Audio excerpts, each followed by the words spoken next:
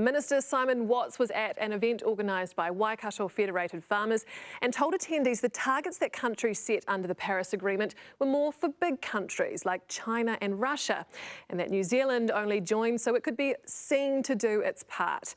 According to Farmers Weekly, he told the audience that some countries will meet the targets and some won't because of national circumstance.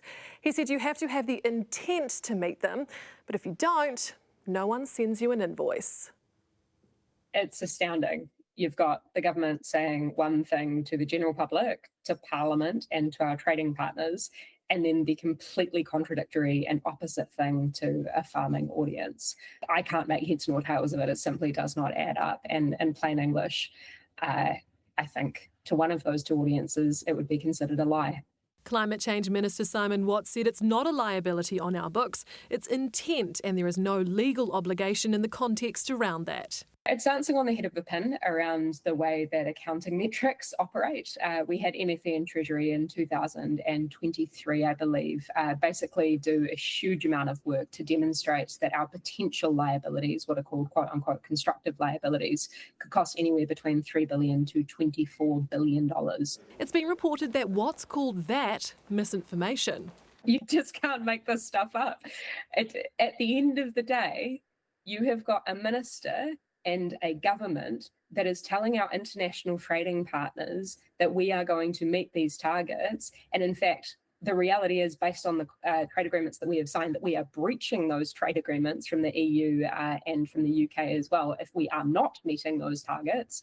It comes at a time when BP has pulled back on climate goals and the US has pulled out of the agreement. To date, the minister has stated that he's very committed to the Paris Agreement. And I'm a bit concerned for his and New Zealand's credibility on the global stage because, you know, amongst his peers, this is going to look quite foolish. And it's part of a package where the Luxon-led government is rolling back action on climate change. But when asked if New Zealand would follow America's lead, Watts is reported to have said, New Zealand is not the US and we don't have the ability to play as they do. We need to be committed to these international targets.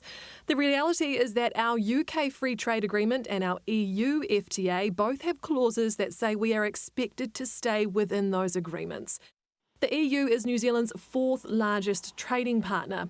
Two-way goods and services were valued at 20.2 billion New Zealand dollars in 2022. In 2024, the free trade agreement was brought into force with a condition about New Zealand's climate change commitments. The issue was raised with the European Commission earlier this month after the government appointed a panel to deliver an independent review of methane science and the national 2050 methane reduction target for consistency with no additional warming from agricultural methane emissions. The Commission responded, if a potential matter of concern with regard to the commitments agreed in an FTA is identified, the Commission can formally engage with New Zealand with an aim to resolve the issue. If no solution were to be found with respect to a potential breach, the FTA foresees the possibility to resort to dispute settlement proceedings.